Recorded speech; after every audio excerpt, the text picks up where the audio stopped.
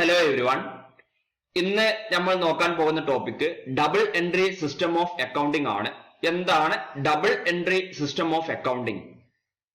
Every business transaction will involve two accounts. എല്ലാ business ട്രാൻസാക്ഷനും രണ്ട് അക്കൗണ്ട് ഉണ്ടായിരിക്കും.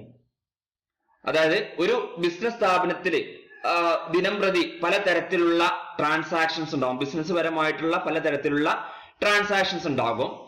ഈ ബിസിനസ് ട്രാൻസാക്ഷന്, അതായത് ഓരോ ബിസിനസ് ട്രാൻസാക്ഷനും ബിസിനസ് സ്ഥാപനത്തില് രണ്ട് തരത്തിലുള്ള ഫിനാൻഷ്യൽ ചേഞ്ചസ് ഉണ്ടായിരിക്കും. അതായത് ഒരു ബിസിനസ് ട്രാൻസാക്ഷൻ എടുക്കുകയാണെന്നുണ്ടെങ്കിൽ അതിനെന്തുണ്ടാവും?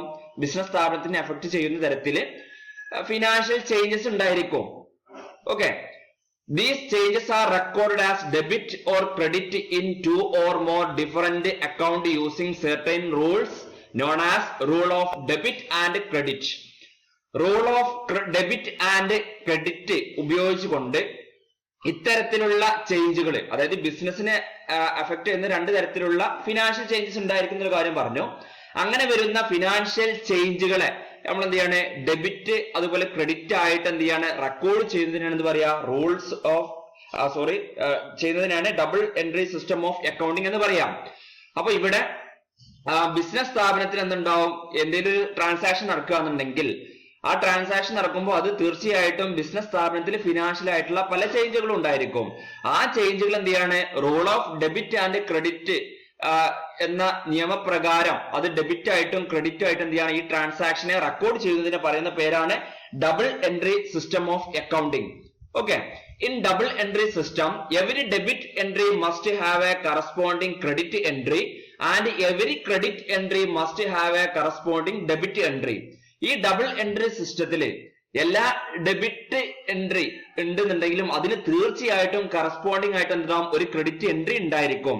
അതുപോലെ തിരിച്ചും ഓരോ ക്രെഡിറ്റ് എൻട്രിക്കും തീർച്ചയായിട്ടും എന്തുണ്ടാവും? അതിന് കറസ്പോണ്ടിങ് ആയ രീതിയിൽ ഒരു ഡെബിറ്റ് എൻട്രി ഉണ്ടായിരിക്കും. അപ്പോ അതാണ് പറഞ്ഞത്, ഒരു ബിസിനസ് സ്ഥാപനത്തിൽ ഒരു ട്രാൻസാക്ഷൻ നടന്നു കഴിഞ്ഞാല് അതിന് രണ്ട് തരത്തിലുള്ള ഫിനാൻഷ്യൽ ചേഞ്ചസ് ഉണ്ടായിരിക്കും. അത് ഒന്ന് ഡെബിറ്റ് എഫക്ട് ഉണ്ടായിരിക്കും, ഒന്ന് ക്രെഡിറ്റ് എഫക്ട് ആയിരിക്കും. അപ്പൊ ഒരു ഡെബിറ്റ് ഉണ്ടെന്നുണ്ടെങ്കിൽ തീർച്ചയായിട്ടും എന്തുണ്ടായിരിക്കും? ഒരു ക്രെഡിറ്റ് എൻട്രി കൂടി അവിടെ ഉണ്ടായിരിക്കും. തിരിച്ചു അതുപോലെ എന്തുണ്ടാവും? ഒരു ക്രെഡിറ്റ് ആണെന്നുണ്ടെങ്കിൽ അതിന് കറസ്പോണ്ടിങ് ആയ രീതിയിൽ ഡെബിറ്റ് എൻട്രിയും ഉണ്ടായിരിക്കും. ഓക്കെ, ഒരു എക്സാമ്പിൾ നോക്കാം. when a company borrows money from its bank. ഒരു കമ്പനി അവരുടെ ബാങ്കിൽ നിന്ന് എന്ത് ചെയ്യുന്നുണ്ട്? കുറച്ച് ക്യാഷ് എന്ത് ചെയ്തു? കടം വാങ്ങിച്ചു, അത് ലോൺ എടുത്തു. അപ്പോ ഒരു കമ്പനി എന്ത് ചെയ്യാണ്? അവർക്കൊരു ബാങ്ക് ഉണ്ടാവും. ആ ബാങ്കിൽ നിന്ന് എന്ത് ചെയ്യാണ്? അവര് ലോൺ എടുത്തു. The companies cash account will increase. അപ്പോ ഈ ലോൺ എന്ന് പറഞ്ഞു കഴിഞ്ഞാല് ലോൺ എടുക്കുന്ന സമയത്ത് എന്താണ്? നമുക്ക് ക്യാഷ് ആയിട്ടാണ് കിട്ടുക. ഈ ക്യാഷ് ബിസിനസിനെ സംബന്ധിച്ച് എന്താണ്? അസറ്റ് ആണ്. ക്യാഷ് എന്ന് പറഞ്ഞാല് അസറ്റ് ആണ്. അപ്പൊ കമ്പനിയുടെ ക്യാഷ് എന്ത് ചെയ്യും? അത് ഇൻക്രീസ് ചെയ്യും. ക്യാഷ് എന്നാൽ അസറ്റ് ആണ്. ആസ്റ്റ് എന്ത് ചെയ്തു? ഇൻക്രീസ് ചെയ്തു. അപ്പൊ ക്യാഷ് ഇൻക്രീസ് ചെയ്യാണ്. അതേസമയം എന്താണ്? ലോൺ എന്ന് പറഞ്ഞാൽ എന്താണ്? നമ്മൾ തിരിച്ചടവ് നടത്തണോ? അല്ലെ? നമുക്കതൊരു ബാധ്യതയാണ്. ബിസിനസ് സ്ഥാപനത്തിനെ സംബന്ധിച്ച് അതെന്താണ്? ഒരു ബാധ്യതയാണ്. ആ ബാധ്യത എന്ത് ചെയ്യണം? അത് ഭാവിയിൽ തിരിച്ചടക്കണം. അത് ലയബിലിറ്റി ആണ്. ഓക്കെ, അപ്പൊ ലയബിലിറ്റി എന്ത് ചെയ്യാണ്? ഇൻക്രീസ് ചെയ്യും. അപ്പോ ഇവിടെ കണ്ടോ, നമ്മൾ ലോൺ എടുക്കുക എന്ന് പറയുമ്പോൾ എന്താണ്? ബിസിനസ് സ്ഥാപനത്തിനെ സംബന്ധിച്ച് രണ്ട് തരത്തിലുള്ള എഫക്ട് വന്നിട്ടുണ്ട്. രണ്ട് ചേഞ്ചസ് വരികയാണ്. ഒന്ന് സ്ഥാപനത്തിൽ ഒരു ക്യാഷ് കൂടും ചെയ്യും, അസറ്റ് കൂടി ക്യാഷ് ആയിക്കാണ്ട് അസറ്റ് കൂടുതലായിട്ട് വരികയാണ്. അതേസമയം ലയബിലിറ്റി ഇൻക്രീസ് ചെയ്യാൻ എങ്ങനെയാണ്? ലോൺ പേയബിൾ, ലോൺ എന്ത് ചെയ്യണം? ഭാവിയിൽ തിരിച്ചടക്കണം. അപ്പൊ ലയബിലിറ്റിയും കൂടുന്നുണ്ട്, അസറ്റും കൂടുന്നുണ്ട്. ഓക്കെ, അപ്പൊ ഇതാണ് ഇതിനുള്ള example. Double entry system of അക്കൗണ്ടിലുള്ള ഒരു എക്സാമ്പിൾ ആണ് ഈ കാണിച്ചിട്ടുള്ളത്. Okay, the double entry system of accounting can be broadly divided into the following three stages. Double entry system of accounting പ്രധാനമായിട്ടും 3 സ്റ്റേജസ് ആണുള്ളത്. ഒന്ന് ഒറിജിനൽ റെക്കോർഡ്സ്, 2 ക്ലാസിഫിക്കേഷൻ, 3 സമ്മറി. ഇങ്ങനെ 3 stages ആയിട്ടാണ് ഈ ഒരു ഡബിൾ എൻട്രി സിസ്റ്റം അക്കൗണ്ടിനെ ഡിവൈഡ് ചെയ്തിട്ടുള്ളത്. ഒന്നാമതാണ് original records. Original records എന്ന് പറഞ്ഞു കഴിഞ്ഞാൽ ജേണൽ അല്ലെങ്കിൽ സബ് ഡിവിഷൻ ഓഫ് ജേണൽ ആണ്. ഒന്നെങ്കിൽ ജേണൽ അല്ലെങ്കിൽ എന്താണ്? അതിന്റെ സബ് ഡിവിഷൻ ആണ് വരുന്നത്, ഒറിജിനൽ റെക്കോർഡ്സിൽ വരുന്നത്. രണ്ടാമതാണ് ക്ലാസിഫിക്കേഷൻ. ഇപ്പോ ജേണൽ എഴുതിയ കാര്യങ്ങൾ എന്തുണ്ടാവും? ഓരോ അക്കൗണ്ടും സെപ്പറേറ്റ് അക്കൗണ്ട് ക്രിയേറ്റ് ചെയ്യുന്നു, ലെഡ്ജർ അക്കൗണ്ട്. അതാണ് ക്ലാസിഫിക്കേഷൻ വരുന്നത്. മൂന്നാമതാണ് സമ്മറി. സമ്മറി എന്ന് പറയുമ്പോൾ എന്താണ്? ഫൈനൽ അക്കൗണ്ട്സ് ആണ്. Trading and profit and loss account and balance sheet, ഇതൊക്കെ അടങ്ങിയിട്ടുള്ളത് എന്താണ്? സമ്മറി. ഇങ്ങനെ മൂന്നായിട്ടാണ് ഡബിൾ എൻട്രി സിസ്റ്റം ഓഫ് അക്കൗണ്ടിങ്ങിനെ സ്റ്റേജസ് ആയിട്ട് തിരിച്ചിട്ടുള്ളത്. അപ്പൊ ഒന്ന് ഒറിജിനൽ റെക്കോർഡ്സ്, രണ്ട് ക്ലാസിഫിക്കേഷൻ, മൂന്ന് സമ്മറി. ഓക്കെ, ഇനി നോക്കാനുള്ളത് അക്കൗണ്ടിങ് ഇക്വേഷൻ ആണ്. എന്താണ് അക്കൗണ്ടിങ് ഇക്വേഷൻ? അക്കൗണ്ടിങ് ഇക്വേഷൻ എപ്പോഴും എന്തായിരിക്കും? നമ്മള് ബിസിനസ് അക്കൗണ്ടിനൊക്കെ എന്ത് ചെയ്യാണ്? ബാലൻസ് ആയിട്ട് കീപ്പ് ചെയ്യാൻ വേണ്ടിയിട്ടുള്ളതാണ് അക്കൗണ്ടിങ് ഇക്വേഷൻ ഉള്ളത്.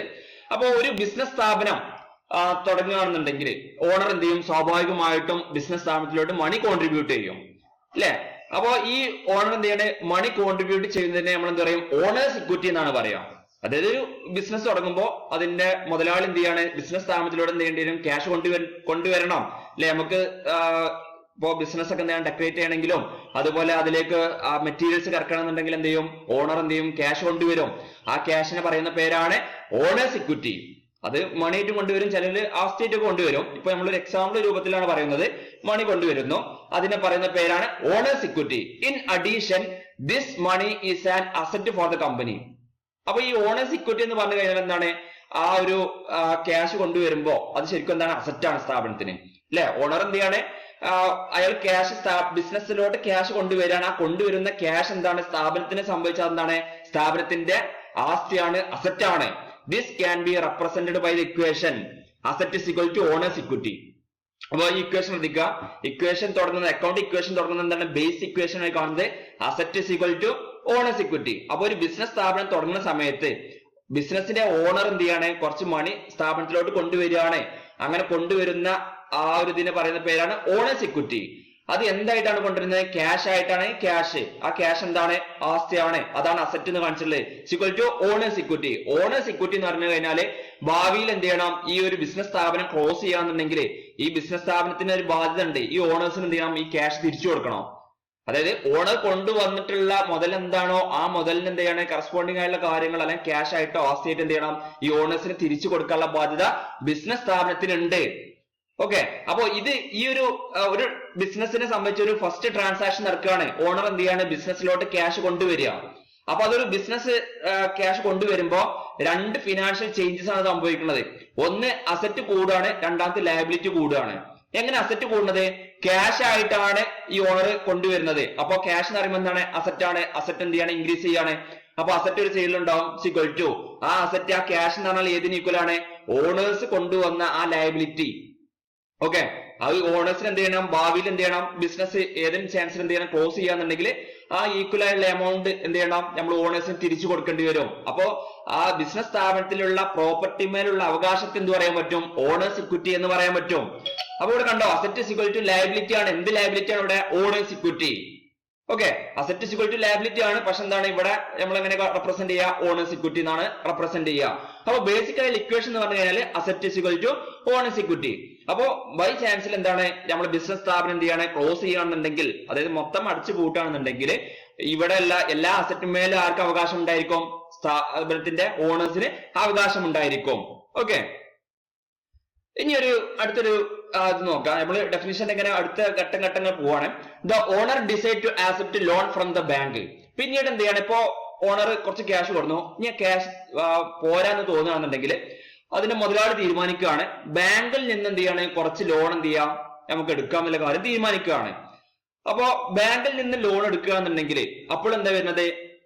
ലോൺ എടുക്കുക എന്ന് പറയുമ്പോൾ എന്താണ്? ആ ലോൺ എന്നുള്ള ബാധ്യത എന്ത് ചെയ്യാണ്? കൂടുക, ലയബിലിറ്റി ഇൻക്രീസ് ചെയ്യും. അല്ലെ, ലോൺ എന്ന് പറയുമ്പോൾ എന്താണ്? ലയബിലിറ്റി ആണ്, ലയബിലിറ്റി ഇൻക്രീസ് ചെയ്യും. എന്നാൽ ലോൺ എന്തായി കണ്ടാണ് വരുന്ന? സ്ഥാപനത്തിലോട്ട് ക്യാഷ് ആയിട്ടാണ് വരുന്നത്. അപ്പൊ അസറ്റ് എന്ത് ചെയ്യാണ്? വീണ്ടും ഇൻക്രീസ് ചെയ്യും. അവിടെ എന്ത് ചെയ്യാണ്? ഒരു പുതിയ ലയബിലിറ്റി വന്ന് എന്താണ്? ലയബിലിറ്റി എന്ന് പറയുമ്പോൾ എന്താണ്? നമ്മൾ ലോൺ പേയബിൾ ആണ്, ലയബിലിറ്റി വരികയാണ്. Okay, when the business decide to accept the loan, their asset would increase by amount of loan. അല്ലെ, അസറ്റ് എന്ത് ചെയ്യാണ്? ഇൻക്രീസ് ചെയ്യാണ്. ലോൺ എന്താണ്? ക്യാഷ് ആയിട്ട് വരികയാണെന്നുണ്ടെങ്കിൽ അസറ്റ് ഇൻക്രീസ് ചെയ്യും. അത് കൂടാതെ എന്താണ്? ലോൺ എന്ന ലയബിലിറ്റി എന്ത് ചെയ്യും? കമ്പനിക്ക് പുതിയൊരു ലയബിലിറ്റി ഉണ്ടാകുകയാണ് ചെയ്യുക. അല്ലെ, ലോൺ നമ്മൾ തിരിച്ചടക്കേണ്ടി വരും, ഭാവിയിൽ എന്തെങ്കിലും കൊടുക്കേണ്ടി വരും. അപ്പൊ ഒരു ബാധ്യത എന്ത് ചെയ്യാണ്? ഇൻക്രീസ് ചെയ്യാണ് ചെയ്യുന്നത്. അപ്പൊ ഇതെങ്ങനെ ഇക്വേഷനിൽ കാണിക്കാം എന്ന് നോക്കാം. Asset is equal to liabilities plus owner's equity. അപ്പൊ ഇക്വേഷനിൽ മാറ്റം കണ്ടോ? നേരത്തെ എന്തായിരുന്നു? ഫസ്റ്റ് ഇക്വേഷൻ എന്തായിരുന്നു? Asset is equal to owner's equity ആയിരുന്നു. അല്ലെ, ഓണർ എന്താണ്? ഓണറിന് നമ്മളൊരു ബാധ്യത ആയിട്ട് കണ്ടിട്ടുണ്ട്, അത് ഈക്വൽ ആയിട്ട് എന്താണ്? അസറ്റ് ഉണ്ട്. ഇപ്പൊ അങ്ങനല്ല, ലോൺ എടുത്തു. അല്ലെ? ലോൺ എടുത്തപ്പോ എന്താണ് പുതിയൊരു ലയബിലിറ്റി അവിടെ ക്രിയേറ്റ് ചെയ്തു. അത് നമ്മൾ മൊത്തത്തിൽ രണ്ടു കൊടുത്താണ് ലയബിലിറ്റീസ് എന്നുള്ളത് കേട്ടോ. അവിടെ ലോൺ പേയബിൾ ആണ് ശരിക്കും വരിക. അപ്പൊ ഈ ലോൺ പേയബിളിന്റെ മേജർ ഹെഡിങ് പറഞ്ഞാൽ എന്താണ്? അതൊരു ബാധ്യതയാണ്, ലയബിലിറ്റി ആണ്. ഓക്കെ, അപ്പൊ അസറ്റ് എന്താണ്? ക്യാഷ്. നമ്മളെന്താ ലോൺ എടുത്തപ്പോഴും ക്യാഷ് ഉള്ളത്, ഓണർ കൊണ്ടുവന്നതും ക്യാഷ് ആണ്. അപ്പൊ asset is equal to liabilities plus owner's equity. അപ്പൊ ഇവിടെ ശ്രദ്ധിക്കുക, ഇവിടെ ഫസ്റ്റ് ചെയ്തത് എന്താണ്? ലയബിലിറ്റീസ് ആണ്. പിന്നെയാണ് ഓണേഴ്സ് ഇക്വിറ്റി ചെയ്തേണ്ടത്. അത് എന്തുകൊണ്ടാന്ന് വെച്ച് കഴിഞ്ഞാല് ഇനി ഏതെങ്കിലും സാഹചര്യത്തിൽ ബിസിനസ് എന്താണ് നമ്മൾ മൊത്തം ഒഴിവാക്കുക അല്ലെങ്കിൽ എന്താണ് അടച്ചു പൂട്ടുകയാണെന്നുണ്ടെങ്കിൽ ആദ്യം ബിസിനസ് സ്ഥാപനത്തിൽ പിരിച്ചു വിടേണ്ട ആരാണ്? ക്രെഡിറ്റേഴ്സിനെയാണ്. അതായത് ആദ്യം നമ്മുടെ സ്ഥാപനത്തിലെ ഓണർമാരെ ഏറ്റവും ലാസ്റ്റ് എന്തെങ്കിലും ക്യാഷ് അല്ലെങ്കിൽ എന്തെങ്കിലും ആസ്തികൾ ബാക്കി ഉണ്ടെങ്കിൽ മാത്രമാണ് ഓണേഴ്സിനെ പിരിച്ചുവിടാൻ പാടുള്ളൂ. അതിന് മുന്നേ മറ്റെന്തെങ്കിലും ബാധ്യതകൾ ഉണ്ടെന്നുണ്ടെങ്കിൽ ആദ്യം തീർക്കണം എന്താണ്? അത്തരത്തിലുള്ള ക്രെഡിറ്റേഴ്സ് അല്ലെങ്കിൽ എന്തെങ്കിലും ലോൺ ഒക്കെ ഉണ്ടെങ്കിൽ അതാണ് ആദ്യം തീർക്കേണ്ടത്. അതുകൊണ്ടാണ് ഇക്വേഷന് അസറ്റ് ഇക്വൽ ടു കഴിഞ്ഞ ശേഷം അത് ലയബിലിറ്റി ചെയ്തിട്ടുള്ളത്. ഓക്കെ, അപ്പൊ asset equal to liabilities plus owner's equity. അപ്പൊ സ്ഥാപനത്തിൽ എന്താണ്? രണ്ട് ബാധ്യതകൾ ഇപ്പൊ വന്നിട്ടുണ്ട്. ഒന്ന് എന്താണ്? രണ്ട് ബാധ്യതകൾ വന്നിട്ടുണ്ട്. എങ്ങനെയാണ്? ഒന്ന് ലോൺ എടുത്തത്, ആ ലോൺ നമ്മൾ തിരിച്ചെടുക്കണം. രണ്ടാമതാണ് ഓണേഴ്സ് ഇക്വിറ്റി, അല്ലെ? ഇക്വിറ്റി നമ്മൾ എന്ത് ചെയ്യണം? ഭാവിയിൽ ബിസിനസ് കൂട്ടാണ്, ആ സമയത്ത് കൊടുക്കേണ്ടി വരും. അത് രണ്ട് ബാധ്യതയാണ്. അതിന് ഈക്വൽ ആയിട്ട് എന്താണ്? രണ്ട് രൂപത്തിൽ ക്യാഷ് വന്നിട്ടുണ്ട്, ആസ്തിയായിട്ട് വന്നിട്ടുണ്ട്. എങ്ങനെയാണ്? ലോൺ എടുത്തപ്പോഴുള്ള ക്യാഷും അതുപോലെ ഓണർ കൊണ്ടുവന്നുള്ള ക്യാഷും. ഇതാണ് account equation. Asset is equal to liabilities plus owner's equity. ഇനി ഇതിമെന്ന് ഇങ്ങനെ എന്ത് ചെയ്യാൻ പറ്റും? നമുക്ക് പല ഇക്വേഷൻസ് പല രൂപത്തിൽ എന്ത് ചെയ്യാൻ പറ്റും? ഇങ്ങനെ കൂടുതൽ ഇങ്ങനെ വന്നുകൊണ്ടേയിരിക്കും. ഓക്കെ, അപ്പൊ ഇതാണ് ഇതിന്റെ ഒരു ബേസ് എന്ന് പറഞ്ഞു കഴിഞ്ഞാല്. ഓക്കെ, അപ്പൊ എല്ലാവർക്കും ക്ലിയർ ആയിട്ടുണ്ടാവുമെന്ന് വിചാരിക്കുന്നു. അപ്പോ പ്രധാനമായുള്ള നമ്മളൊരു ഇക്വേഷൻ എന്ന് പറഞ്ഞാൽ എന്താണ്? Asset is equal to owner's equity ആണ്. പിന്നെ അഡീഷൻ ആയിട്ട് പിന്നെ എന്താണോ ട്രാൻസാക്ഷൻ നടക്കുന്നത് അതിന് എന്ത് ചെയ്യും? നമ്മൾ എന്ത് ചെയ്യുക? ഇക്വേഷൻ ഇങ്ങനെ ചേർത്തുകൊണ്ടേയിരിക്കുക. അപ്പോ പ്രധാനം ചേർത്തുകൊണ്ടിരിക്കുക. ഇത് കൂടുതൽ ചേർക്കാനൊന്നുമില്ല. കാരണം എന്താണ്? അസറ്റ് എന്നുള്ള മേജർ ഹെഡിങ് നമ്മളോട് കൊടുത്തു കഴിഞ്ഞു, അല്ലെ? അപ്പൊ ഈ അസറ്റ് എന്ന് പറയുമ്പോൾ എന്തുണ്ടാവും? ഇപ്പൊ ഫർണിച്ചർ വാങ്ങിക്കുകയാണെന്നുണ്ടെങ്കിൽ എന്തുണ്ടാവും? ഫർണിച്ചർ വരികയാണ്, അല്ലെ? ഒരു ഫർണിച്ചർ എന്നുള്ള ഐറ്റം കൂടാണ്. അസറ്റ് നമ്മൾ ഓൾറെഡി അവിടെ റെപ്രസെന്റ് ചെയ്തു. അപ്പൊ അതിന് കറസ്പോണ്ടിങ് ആയുള്ള എന്തുണ്ടാവും? ഇവിടെ ഒരു മാറ്റം സംഭവിക്കുന്നുണ്ടാവും. അപ്പൊ ലയബിലിറ്റി എന്തുണ്ടാവും? തിരിച്ചും കാണിക്കും. ഓക്കെ, അപ്പൊ ഈ ഇക്വേഷൻ എന്താണ്? ഇതിന്റെ ബേസ് എന്ന് പറഞ്ഞാൽ asset is equal to liabilities plus owner's equity. ഓർത്തു വെക്കുക. ഓക്കെ, അപ്പൊ ഇത്രയാണ് ഇന്നത്തെ ക്ലാസ് ഉള്ളത്.